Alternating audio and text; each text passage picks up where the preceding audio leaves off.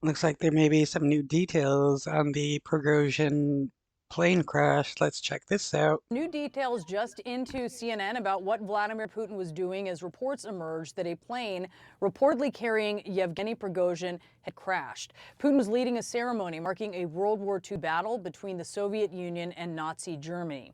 And we're also now seeing just released data from Flight Radar 24 that reveals what happened in the plane's moments. The jet, according to the tracking site, leveled off at 28,000 feet, but it had erratic climbs and descents in its final minutes, and the plane dropped 8,000 feet per minute before data transmission stopped.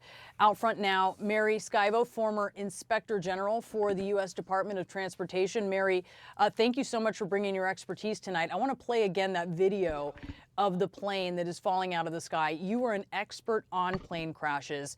What do you think happened looking at this video?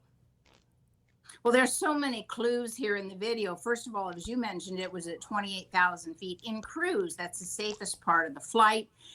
With the look seemingly missing the wing, and this simply doesn't happen. Commercial airliners, commercial planes, modern aircraft do not lose the wing. In my decades of working on plane crashes, I've only had one commercial plane that lost a wing, and it was 54 years old. And also Yeah, the wing was more than likely shut off. the rate of descent, a normal rate of descent is 1,000 to 3,000 feet per minute, not 8,000. It was clearly falling. And if you look very closely at the video, you can see some other, not just the plane, but you can see some flashes. You can see other smoke. You can see debris separating from the plane.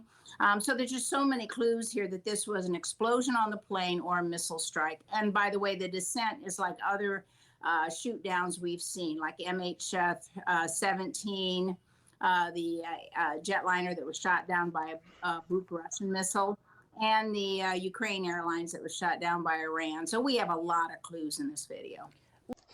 Putin did this so that anybody that thinks about doing a coup knows what happens if they fail. Let's take a close-up look of what appears to be the missing wing here. Tell us what you were seeing.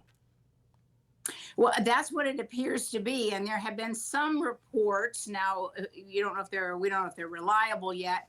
That there were others that reported that seeing a missing wing and perhaps even an engine that fell separate, or part of the tail that fell separate from the plane. But you just do not have a situation where a modern aircraft, and this airplane. I mean, I'm familiar with the Embraer. The C is a modern plane, and it just never happens. You do not lose a wing from your aircraft in this day and age. I want to take a look at what is left of the plane after it crashed. It is completely engulfed in flames. We have learned there were 10 people total on board. Russian media says at this point 8 bodies were found at the crash site so far. How hard or easy will it be to try to identify those bodies and just to know for sure, to confirm for sure that Prigozhin was on board? Right. Well, the world has a great amount of expertise in working crashes, and there are companies that do precisely this.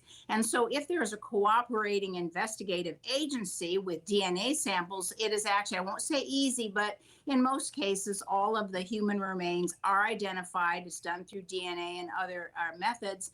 And even in just a total explosion and burning situation like this, the human body has a lot of water content.